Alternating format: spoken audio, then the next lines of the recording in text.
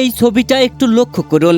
এবার এই ছবিটা একটু লক্ষ্য করুন। না, এটা কোনো এডিটিং বা ফটোশপ নয়, বরং ইসলামের নিয়ম অনুযায়ী মাদক বা অ্যালকোহল নিষিদ্ধ হওয়ায় তার প্রতি সম্মান দেখিয়ে বিশ্ব ফুটবলের সর্বোচ্চ নিয়ন্ত্রক সংস্থা ফিফা বদলে ফেলেছে তাদের কোটি কোটি ডলারের নিয়ম। চলমান বিশ্বকাপে কোনো মুসলিম ফুটবলার ম্যাচ সেরা হলে তার ট্রফি থেকে পুরোপুরি মুছে দেওয়া হচ্ছে অ্যালকোহলের স্পন্সর। চলতি বিশ্বকাপে ইসলামের প্রতি বেশ নমনীয় ভূমিকা পালন করছে ফিফা।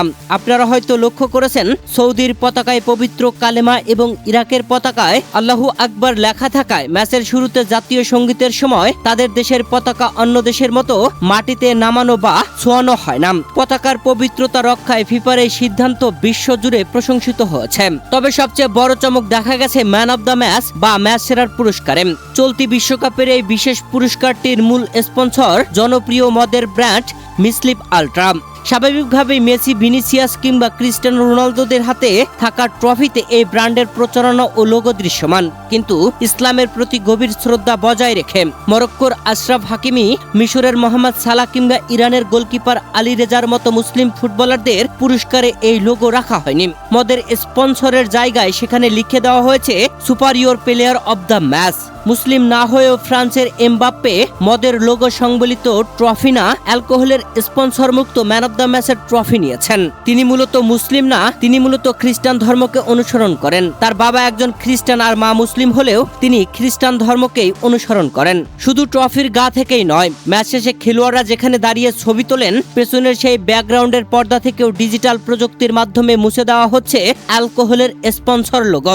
স্কটল্যান্ডের বিপক্ষে বিশ্বকাপের দ্রুততম গোল করে ম্যাচ সেরা হওয়া মরক্কান তারকা ইসমাইল সাইবারির হাতে লোগো ছাড়া এই বিশেষ ট্রফিটি ওঠার পর থেকেই বিষয়টি সবার নজরে আসে। শুধু সাইবারি নন, মিশরের ইমাম আশুর, জর্ডানের আলী ওয়ালওয়ান, ইরানের রামিন রেজাইন, কাতারের গোলরক্ষক মোহাম্মদ আবুনাদা এবং আইভেরি কোস্টের ইয়ানো সহ একাধিক মুসলিম তারকা লোগোবিহীন এই বিশেষ সম্মাননা গ্রহণ করেছেন। ফিফার এই নিয়ম পরিবর্তনের পেছনে রয়েছে একটি ঐতিহাসিক ঘটনা। মূলত 2018 বিশ্বকাপে মিশরের গোলরক্ষক মোহাম্মদ এল সেনাবি প্রথমবার অ্যালকোহল ব্র্যান্ডের স্পন্সরশিপের কারণে ম্যান অব দ্য ম্যাচের ট্রফি নিতে সরাসরি অস্বীকৃতি জানান। তার এই সাহসী পদক্ষেপ তখন বিশ্বজুড়ে ব্যাপক আলোচনা সৃষ্টি করেছিল। এরপর থেকেই বিভিন্ন আন্তর্জাতিক টুর্নামেন্ট ও লিগগুলো মুসলিম খেলোয়াড়দের ধর্মীয় অনুভূতির প্রতি শ্রদ্ধা জানিয়ে পুরস্কার বিতরণী অনুষ্ঠানে শ্যাম্পেন বা অ্যালকোহলের বোতলের পরিবর্তে বিকল্প বা লোগোবিহীন ট্রফির ব্যবহার শুরু করে।